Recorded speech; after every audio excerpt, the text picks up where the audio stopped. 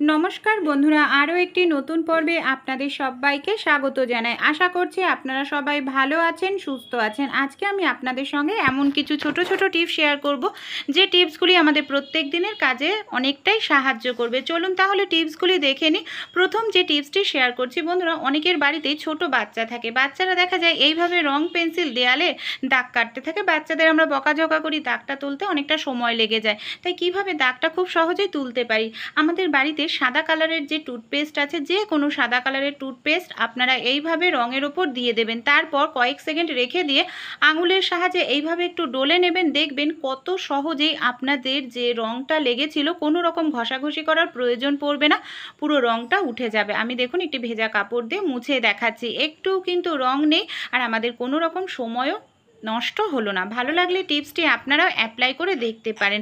পরবর্তী যে টিপসটি শেয়ার করব, শাড়িতে কিংবা আমরা চুড়িদারে পিন আপ করার জন্য সেফটি পিন প্রত্যেকেই ব্যবহার করে থাকি, কিন্তু সেফটি পিন দিয়ে যখন আমরা কোনো কিছু পিন আপ করি না, অনেক সময় দেখা যায় এইভাবে শাড়ি বলুন, ব্লাউজ বলুন, এইভাবে পিন আপ করলে যে মানে শাড়ি ওড়না কিছু সময় থাকার পর দেখা যায় সেফটি পিনটা না এইভাবে ভেতরে ঢুকে যায়। এইভাবে শাড়ির ভেতরে ঢুকে গেলে সেফটি পিনটা সহজে খোলা যায় না, আর টেনে টুনে খুললেও এইভাবে ছিঁড়ে যায় বা ছিদ্র হয়ে যায়। তাই আমাদের বাড়িতে যে এই ধরনের পুঁতি থাকে না, আমরা সেফটি পিনের মধ্যে যদি ছোট্ট একটি পুঁতি ঢুকিয়ে তারপর শাড়িতে কিংবা চুড়িদারে পিন আপ করি ওড়না, কখনোই শাড়ির ভেতর বা ব্লাউজের ভেতর সেফটি পিন ঢুকবে না।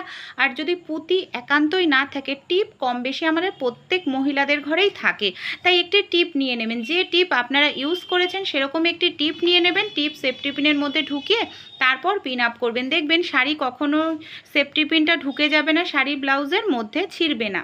পরবর্তী যে টিপসটি শেয়ার করব, এই ধরনের ক্রিমের যে কৌটোগুলো থাকে না, বোরোলিন বলুন বা যে কোনো ক্রিমের কৌটো অনেক সময় অনেকটা জমে যায়, আমরা ব্যবহার করি না। তা আমাদের বাড়িতে যে এই ধরনের টুল থাকে বা টেবিল থাকে বন্ধুরা, আমরা মেজোর ওপর রেখে দিই। অনেক সময় টানাটানি করতে গেলে মেঝোতে দাগ হয়ে যায়, বাজে একটি আওয়াজ হয়। তাই এই ধরনের ক্রিমের কৌটোর ঢাকনাগুলো যদি আমরা চেয়ার বা টেবিলের পায়ার নিচে রেখে দিই, তাহলে টানাটানি করলে কোনো আওয়াজ হবে না, এমনকি মেঝোতেও কোনো রকম দাগ তৈরি হবে না। পরবর্তী যে টিপসটি শেয়ার করছি, আমাদের রান্নাঘরে যে এই ধরনের সুইচ বোর্ডগুলো থাকে না, অনেক সময় দেখা যায় রান্না করতে করতে তেলের হাতে আমরা ধরি, সুইচ বোর্ডে নানা রকম দাগ ছোপ, তেল হলুদের দাগ লেগে যায়। এর জন্য ছোট্ট একটি কাজ করবেন, আমাদের বাড়িতে যে এই ধরনের সেলাই মেশিন আছে না, সেলাই মেশিনের যে তেল হয়, সামান্য পরিমাণ তুলোর মধ্যে আমি সেলাই মেশিনের তেল নিয়ে নিলাম। এবার কি করছি দেখুন, এই তেলটাকে আমি সুইচ বোর্ডে এইভাবে একটুখানি যদি সুইচ বোর্ডটা পরিষ্কার করি, সেকেন্ডের মধ্যেই আমাদের সুইচ বোর্ডের মধ্যে যে নোংরা আছে খুব সহজেই উঠে যাবে বন্ধুরা। এমনকি কোনো রকম ঘষাঘষি করার প্রয়োজন পড়বে না, আর সুইচ বোর্ডটা নতুনের মতো চকচক করতে থাকবে। রেজাল্ট আপনাদের সামনেই রয়েছে, দেখুন মেশিনের তেলটা দিয়ে আমি কয়েক সেকেন্ড একটু ডলে নিচ্ছি, কত সুন্দর দাগগুলো উঠে যাচ্ছে। এবার আমি একটি কাপড় দিয়ে, শুকনো কাপড় অবশ্যই নেবেন, ভেজা কাপড় নেবেন। দেখুন শুকনো কাপড়টা দিয়ে আমি এইভাবে মুছে নিচ্ছি, কতটা সুন্দর পরিষ্কার হলো। তাই আপনারাও এই ছোট্ট টিপসটি অ্যাপ্লাই করে দেখতে পারেন, আশা করছি আপনাদেরও ভালো লাগবে। চলুন পরবর্তী টিপসটি আমরা দেখে নিই। লিপস্টিক আমরা কম বেশি প্রত্যেকেই মহিলারা কিন্তু ব্যবহার করে থাকি, কিন্তু অনেক সময় দেখা যায় যে অয়েলি লিপস্টিকগুলো হয় না, আমরা কিছু সময় ব্যবহার করার পরে ঠোঁটের থেকে মুছে যায়, বেশি সময় থাকে না। ম্যাট লিপস্টিক প্রত্যেকের বাড়িতে থাকে না, তাই অয়েলি লিপস্টিকটাকে আমরা কিভাবে ম্যাট ফিনিশ লিপস্টিকে পরিণত করতে পারি। লিপস্টিকটা ঠোঁটে দেওয়ার পর হালকা একটু পাউডার দিয়ে দেবেন, তারপর এইভাবে একটি কাপড় দিয়ে খুব ভালো করে উপরের পাউডারটা মুছে নেবেন। দেখবেন আপনাদের লিপস্টিক ঠোঁটের থেকে সহজে উঠবে না, এমনকি পুরো একদম ম্যাট লিপস্টিকের মতো হয়ে যাবে, দেখতেও কিন্তু ভালো লাগবে। আশা করছি এই টিপসটিও আপনাদের উপকারে আসবে। চলুন পরবর্তী টিপসটি আমরা দেখে নিই। আমরা যে গ্যাসে রান্না করি, অনেক সময় ডাল ভাতের ফ্যান তরকারি পড়ে, তো কিচেন স্ল্যাপে না গ্যাসের ওভেনটা একেবারে আটকে যায়, মোছামুছি করতে গেলে সহজে নড়ানো চড়ানো যায় না। তাই এই ধরনের ক্রিমের ঢাকনা বা আপনাদের জলের বোতলের ঢাকনা এইভাবে গ্যাসের ওভেনের যে পায়াগুলোতে দিয়ে দেবেন, খুব সহজেই নড়াচড়া করতে পারবেন, আপনাদের কোনো রকম অসুবিধা হবে না। পরবর্তী যে টিপসটি শেয়ার করছি, নতুন যখন কোনো পাত্র কিনে আনি, এই ধরনের স্টিকার লাগানো থাকে আর দেখতেও ভীষণ বাজে লাগে, সহজে কিন্তু পরিষ্কার করা যায় না।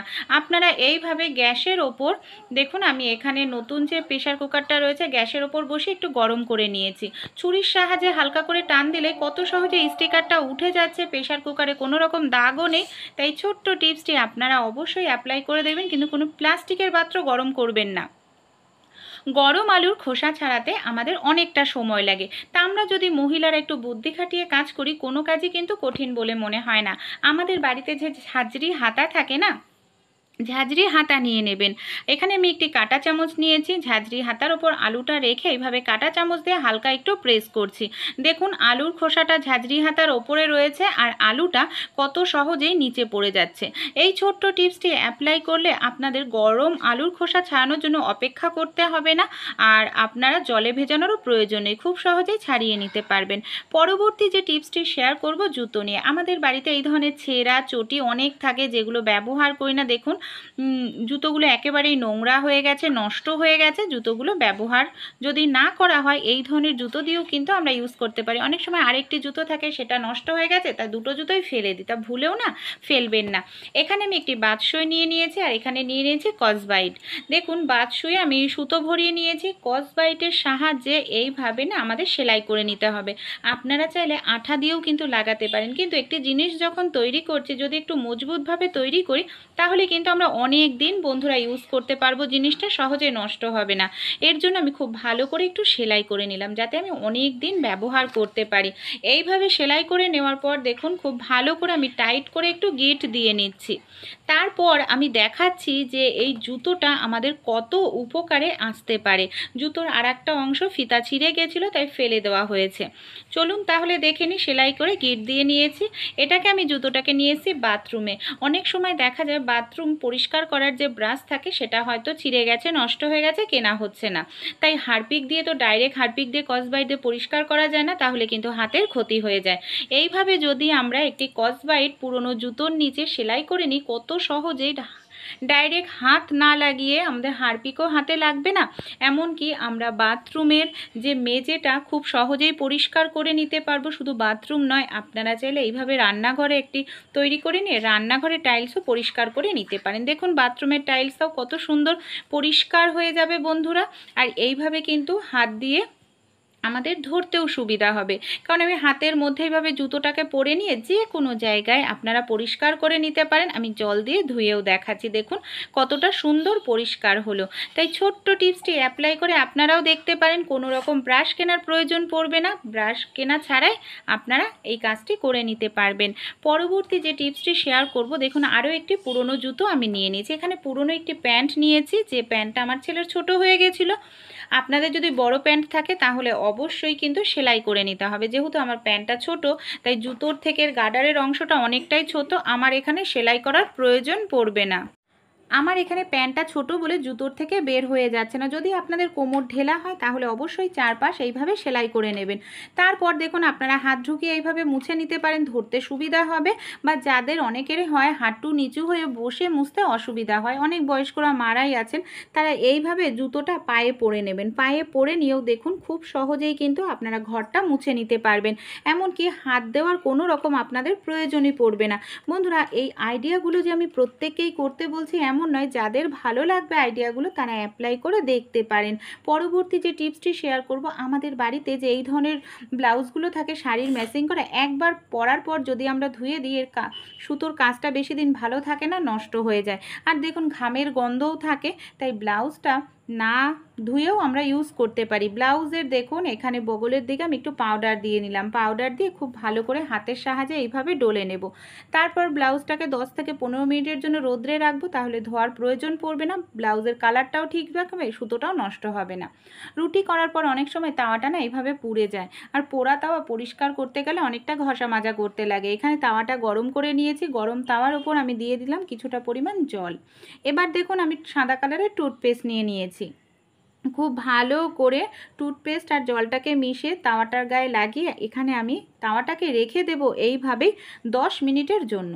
10 মিনিট পর তাওয়াটা আমার একেবারে ঠান্ডা হয়ে গেছে। নর্মাল একটি স্টিলের কসবাইট নিয়ে এইভাবে কয়েক সেকেন্ড একটু ডলে নিচ্ছি।